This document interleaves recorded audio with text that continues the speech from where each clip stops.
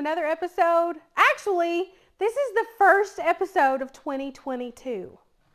And that's because I have been a slacker. Not really. I had all of these intentions to do Christmas episodes, and we ended up sick, and then Christmas, and all the traveling, and then we had snow days, and then we were sick again, and it has just been, it's almost like I told somebody, I planned all year for Christmas, and then it snuck up on me. So it never happened. But today we're back. I'm going to do beef stew. Lately, I have had a lot of friends and family members who have had the vid. And some of them have lost their smell and taste. Some have not. But across the board, they've all been eager for food. They've either been hungry or just too sick to cook. So I've actually been coming home some nights after work and making different soups and taking people. I'm really awesome at porch deliveries. And that kind of gave me an idea. I was like, I'm going to do beef stew for our family just because, I don't know if you can see in my window, there's snow outside. It's because we're having a snow weekend. It's a brisk 13 degrees outside.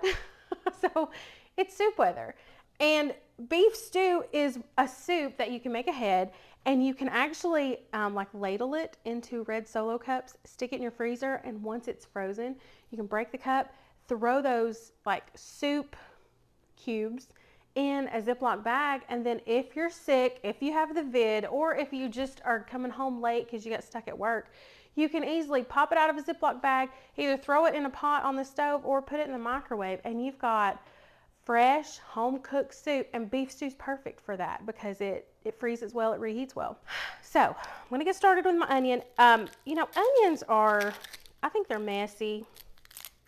I'm not a fan of peeling and cutting them, but I am a fan of eating them. And I'm doing my onion first because I want it to cook the longest. I don't know if y'all have ever had French onion soup, but the caramelization of the onions is where that flavor comes from. And I don't want it to be like French onion soup, but I do want that flavor there. So what I'm doing, I'm chopping my onion. I'm not doing it super tiny, but I'm definitely not doing it like fajitas. Okay, so I've been chopping my onion. I just kind of went through with my fingers and my knife. And if I saw any kind of big chunks, I just kind of got them. I want small bites, something like that. Can you see that? Just a little bite, not like hamburger small. But, you know, think about if you were eating it, how big would you want an onion in your mouth? See that? Long about that size. So what I've got going on, I've got my pot on the stove. I've already got olive oil in it. I'm going to add some butter to it. I don't want a lot of butter, but the butter is going to help with the caramelization, and I want the flavor. If you're making true caramelized onions, it can take anywhere between 45 minutes and an hour. That's not what I'm going for. I just want these to cook down. I want them to cook low and slow to where they start to caramelize. I don't want them to be the dark brown like French onion soup. I want them to be like a light brown, but I want them to be very soft, and this is going to add a lot of depth to the flavor of my soup. So that's why I'm starting here, and then I can chop all my vegetables and do everything else later, but I want these to cook. Like, these are kind of the star that they're the wind beneath your wings. They're the beaches. These are, you know, the star of beef stew is the beef, obviously, but the onions really pack a punch depending on how you cook them. And that's what I'm going for. I want it low, slow. I want that deep, rich flavor from the onions that's going to give it that savory bite whenever you eat this. It's going to be so good. So I'm going to add this to my pot. I'm going to get cooking, and then I'm going to do all my veggies. And once these onions are cooked down, then I'm going to add my veggies to it, cook them a little bit more, then we'll work on the meat. Oh my goodness, these onions. I love me some caramelized onions. You just don't know. Oh, y'all, I need to tell y'all about my New Year's Eve. It was supposed to be a party. It was a total flop. Actually, it was a flop without the P. It was a flaw. It was so bad. You know, I had that turned down. I told y'all it got too hot. So I did turn it down, but it's, you can hear it simmering again. That's what I'm going to do. I'm just going to add everything.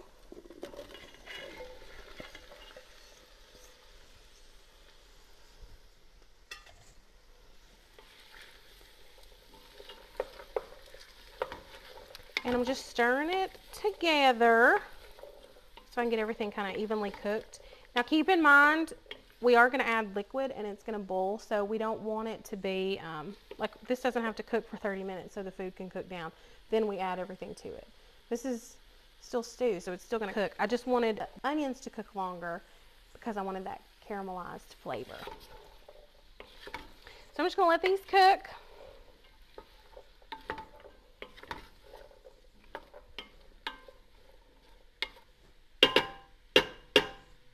While these cook, we'll start on our meat.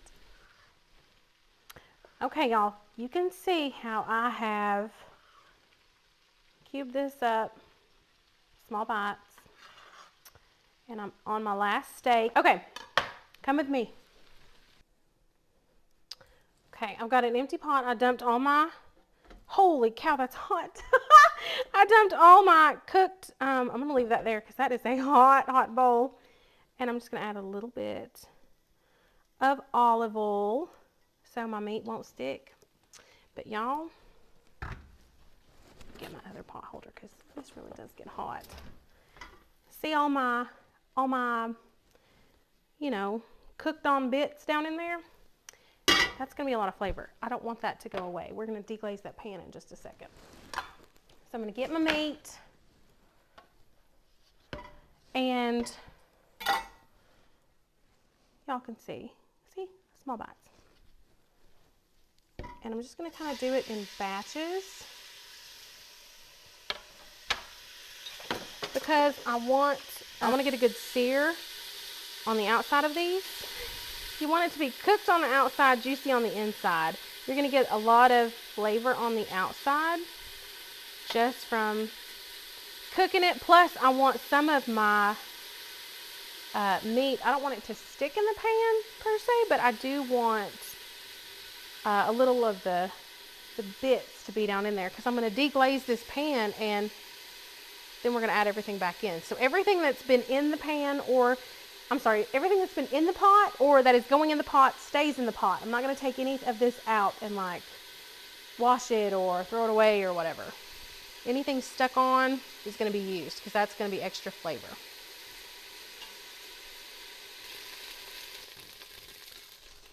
See that caramelization on the outside? That's what I want. Don't worry, these are not going to be overcooked. Now I'm going to add the rest of my meat.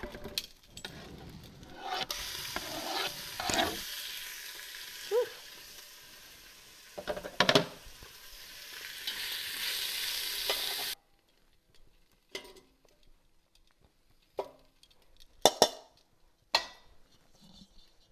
Look at that. Do you see all those colors? Like the caramelization, the brown bits on this? That's what we're going for. So now I've got, let me just show you. Y'all are going to think this is burnt. This is not burnt. This is flavor. See all that brown? It looks burnt. Like it almost looks like I've ruined this pan. It's not burnt. This is little, oh, look, I have meat. This is little bits of flavor. And when I say we're going to deglaze the pan, that is going to go in our stew. But first, but wait, there's more. I'm going to turn the heat back up. I'm going to add some olive oil. I use extra virgin olive oil. It's got a little bit more flavor than regular olive oil. That's really the only reason I use it. And y'all, we want it stew. We don't want soup, right? Got my flour out. So I've got my olive oil in the pan. You can probably hear it sizzling a little bit. Let me add my vegetables back in here. I'm not cooking them. I'm going to add the flour to them and make them really thick. And I want to cook the flour. We don't want any raw bits of flour in here. We almost want it to be like a glue. We want the vegetables to stick together. We want it to be very pasty. Because this is going to thicken. And it's going to make it not, you know, it's going to make it a hearty stew. Okay, the flour's cooked. Now before I deglaze my pan, I want to add tomato paste. Tomato paste is, I really like tomatoes with meat. Like, I don't know, it gives it a little more flavor. So I'm gonna add, this is double concentrated tomato paste. I really like this. If I'm doing like tacos and I'm making my own taco seasoning, I will use the can of tomato paste because I need the liquid. But this, I want flavor. I don't want liquid. And then I just keep this in the fridge and it'll last me, several months. So there's a tablespoon of tomato paste. And I'm cooking it in with my flour and vegetables. Can you see how I have all of it's like pasty. So it's got the flour made of paste. There's like tomato paste clinging to everything. Now I'm gonna deglaze the pan. I am not a wine drinker. I've never found a wine I like. I'm using red wine. This was the cheapest and it had a chicken on it. And I needed wine for a recipe I did for our fondue party, which was a flop. And I bought this because it was cheap and because it had a chicken because my mom loves chickens and she was coming to the party. So I thought it was like a good omen. It was not. The party was a total mess. So I'm not measuring. I circled the pan twice.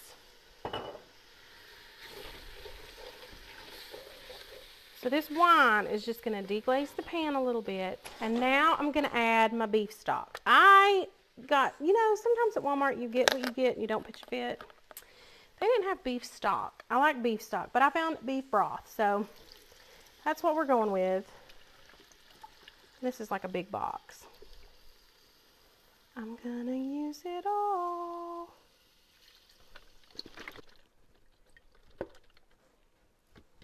First things first, bay leaves.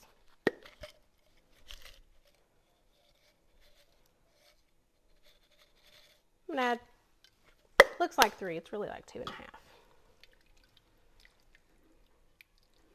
And those are gonna give it a little bit of flavor, a little bit of savory flavor. Y'all, let me change your life. I use Better Than Bouillon for everything. Like, I use the chicken, the beef. They have a roasted garlic base. You would not believe. Like on the picture, it's just like garlic bread. Y'all, this thing, oh.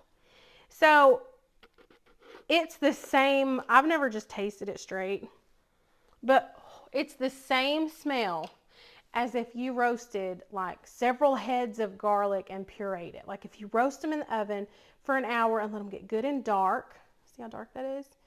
It's a paste. It's phenomenal. So I use this in almost everything. That is enough for this big pot of soup. Just get it in here. I use it for just little hints of like, it's just savory. It's not like you've added fresh garlic, because there's a difference between roasted garlic and fresh garlic. Roasted garlic is very savory. It's almost like a comforting type of food. And it's really good for, garlic bread or fondue or anything you need to like have a good deep flavor for. You use roasted garlic. But man, this stuff saves me the time, and I can keep it in the fridge. I have it all the time. And I'm going to add some beef. This is called roasted beef base.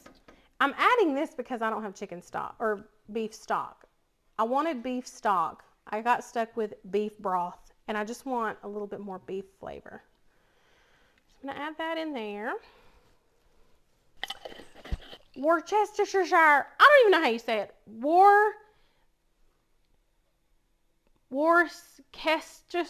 Worcestershire. I'm just going to add a little bit of Worcestershire. I really like to use this anytime I'm doing anything. If I'm marinating steaks, if I'm making like steak sandwiches, if I'm using beef for anything. I even put it in my chili. I feel like it's like a good little couple. Like Goldie and Kurt. It's a good couple. Y'all, I've alluded to my New Year's Eve party, and let me just tell you, it was a disaster. We did fondue to 22. Let me start over. I have done a New Year's Eve party pretty much my adult life. I always have a big party. There's lots of food. There's always a theme. Sometimes there's costumes. And it's just like the highlight of the end of the year. Like it's something I plan for. I invest a lot of money and time in. It's always been my thing. So in 2019, we had the New Year's Eve party and we did the Roaring 20s. And it was amazing and great. And I think that was like the best New Year's Eve party. Like that was as good as it got. Because in 2020, you know, everything happened in 2020. 2020 rocked the world, not in a good way. And we ended up doing the New Year's Eve party on 2020. We did Walking Softly to 2021. So we had like a jam party and had kind of like a sleepover. We had mattresses in the floor and pizza and cookies. You know, think of like a sleepover. That's what we did. And it was fun. Everybody wore jams and it was cute and it was fun. And then for this year, I was like, what can it be for 2022? Like 2022's got to be good. You know, we're not walking softly. We're going to make 2022 our own. We're going to claim it. It's going to be the year. And so I thought, what rhymes with 22? Fondue. We did fondue to 22. Cute, right? I spent all day. So it wasn't just like chocolate fondue. Nay. I decided to do, we had 2 different types of cheeses with all of the, you know, dippers. So you could eat and snack while you're waiting for your food to cook, because we had a big stock. It was like this garlic stock to cook all your meat and veggies in. And then we had chocolate peanut butter fondue, and then we had a white chocolate champagne fondue. I worked all day on this. I cut all of the meat. Like we used all the fresh cow or, you know, homegrown cow. I cut up all the meat into little bite-sized cubes. I had salmon. I had shrimp. I had meatballs, which I'd cooked. Meatballs, and we had bratwurst, and there was just food everywhere. And this garlic base that I did was, it was delicious. That's actually where I got a lot of the idea for this beef stew. And my 2 cheeses, I had done a smoked Gouda beer cheese, which it was okay. It was not my favorite. Everybody else loved it. But y'all, I did a French onion cheese. French onion soup cheese or something. It was the idea of a French onion soup, but in a cheese. And you could dip, I had pretzels, oh my gosh, I had everything. And it was so good. Like that, you just don't even know. That fondue cheese, man, that was amazing. And so everybody gets here, and we had food on the island. You guys know the island. And on the counter behind me, it was just jam-packed of food. We had a table over here in front of the island that had all the desserts on it. And I had fondue pots everywhere. Word to the wise. Keep it simple. Somehow, I don't even know how, it's like I knocked over a fondue pot and that garlic broth went everywhere. And we have, like, you know, the hardwood floor. It went everywhere. And when you spill something like that, it's going to be sticky. So it's not like I could just mop with everybody here. So I ended up having to change. Everybody wore like glittered clothes with sequins. And here I am I had to put on like these stupid jams on. And it was a disaster. It was so bad. And so then the food wouldn't cook. Like the stock wasn't cooking the food, and everybody was kind of like, oh, it was just, but luckily there was enough food. We had, you know, munchies food the whole night. So everybody enjoyed it. It was a disaster. And as the floor, like, you know, I wiped it up, but I couldn't mop it. So as everybody walked over the floor, it just became this big sticky mess of brown. You know how people, it's like their footprints stick, and you could hear the, as people walked over it, it was a mess. And I'm telling you, so at the end of the night, we were all, I mean, it was fun, and my family is very lighthearted, and nobody held it against me. But at the end of the night, I was like, sorry, it was such a flop. And my uncle goes, it wasn't a flop. It was more of a flaw. So it was a total, like, it's memorable. It's going to be the most remembered New Year's Eve party. But if y'all do fondue for a bunch of people, keep it simple. Don't go all out like I did. I just wanted it to be, you know, in typical New Year's Eve fashion. We always have these big parties, and we went out with a bang. So anyway, I'm using some of those techniques that I did for the fondue in my beef stew. And like I talked about, that garlic base, you know, it was like a garlic broth that you cook everything in. It had roasted garlic cloves in it. So I had roasted a head of garlic, and I actually cut open another head of garlic and boiled it in the soup, like the broth, so people could see it. I wanted people to know it was garlic. And it was so good. And I was like, man, that roasted garlic, I really want to use that, but I don't want to roast a head of garlic every time. And I found that better than bouillon stuff. Man, it's a game changer. I even put a little bit, my potato soup calls for just a little bit of garlic powder. I put a little bit of it, and y'all, it was so good, so good. So I've just been kind of boiling this. It's gotten much thicker because of all that flour I added. And once it starts boiling, I'm gonna add some frozen peas to it. And I'm going to season it at the very end with salt and pepper. I've already added salt while I was cooking. I added salt to the onions. So we'll taste it and see what we need to add. Overall, it's a very easy recipe. Y'all, my soup is a-boiling. Oh, it's thick. Oh my goodness. Okay, I'm going to add my peas. This is a cup. I wasn't measuring. I was just trying to, I don't ever want to bring the whole bag over here, because sometimes it's almost like when you dump it out, you can see something. It's almost like a little branch or something. So I usually dump it in something else before I dump it in my soup. And I am not a big pea eater, so I don't like a lot of peas in my soup. I just want them there for, you know, so you can see they're in there. They're like my makeup. I don't want a lot on. So I've added my peas. It has been boiling. I'm just going to cut it down a little bit and let it kind of sit there. And then we're going to taste it and season it and call it done. Okay, y'all, it has been sitting here. I'm getting ready to call it done. I just want to taste and see if my spices are enough. Y'all, this is a measuring spoon. Somebody gave me this, and I use it as my little tasting spoon, because if you use a metal spoon in here and you put it up on your lips, it's gonna be hot.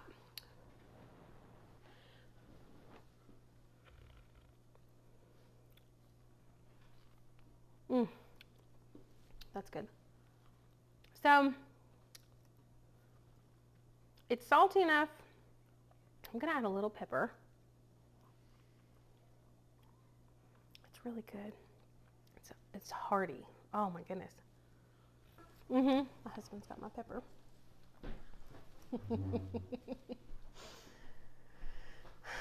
Thanks, baby. So I'm gonna add some pepper. I like this. This is my big old whopping pepper. It's restaurant grind black pepper. I have the pepper like this. But when I'm cooking for other people, sometimes I don't mind having like big chunks, because you know it's never even, and I like even. It's never even. So cooking at home, I use this, grind it up myself. But when I'm cooking for other people, these are like the perfect little sprinkles of pepper.